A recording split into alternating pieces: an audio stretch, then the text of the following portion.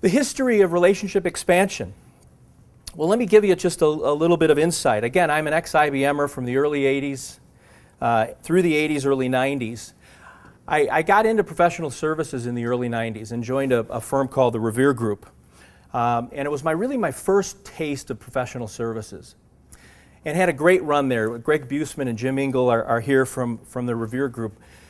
When I joined there, I think we were about a $4 million organization back in 94 or so.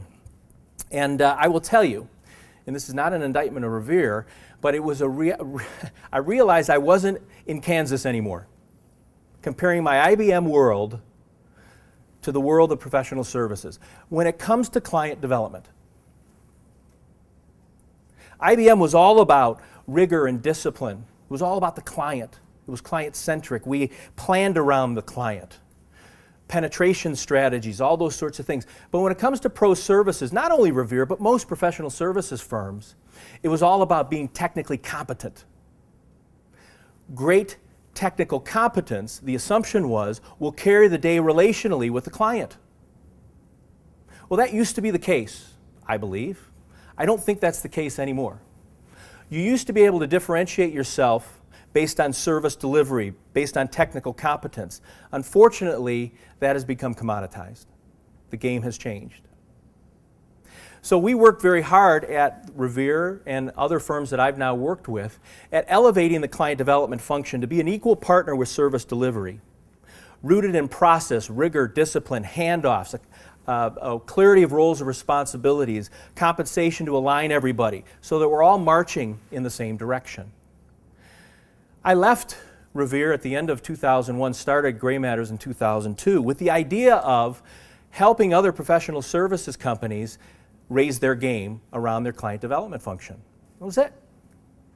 Our original charge was consulting, hands-on consulting around that rigor and discipline.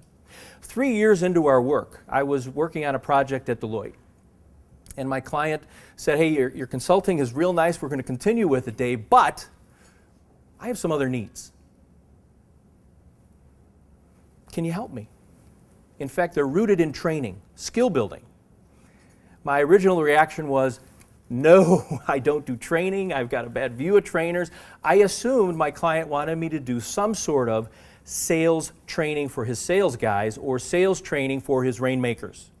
Call it your top 5, 10% of your delivery staff. In fact, that wasn't what he wanted.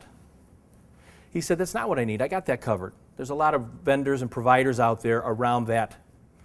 I need something different, Dave. I need relationship training for the other 90% of my consulting staff, my technical staff, who are client-facing every day, often embedded at the client, doing great work, credible in front of the client, but really doing very little to advance our cause relationally with that client. And oh, by the way, be another set of eyes and ears to identify incremental opportunities. Can you help me activate this constituency?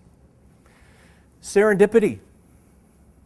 Never thought I would be in this game, but to be honest with you, now 90% of our revenue is rooted in this skill development game, all around the technician.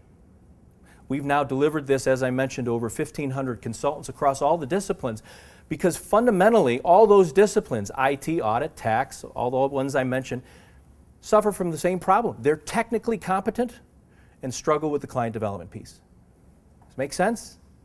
The evolution of RX.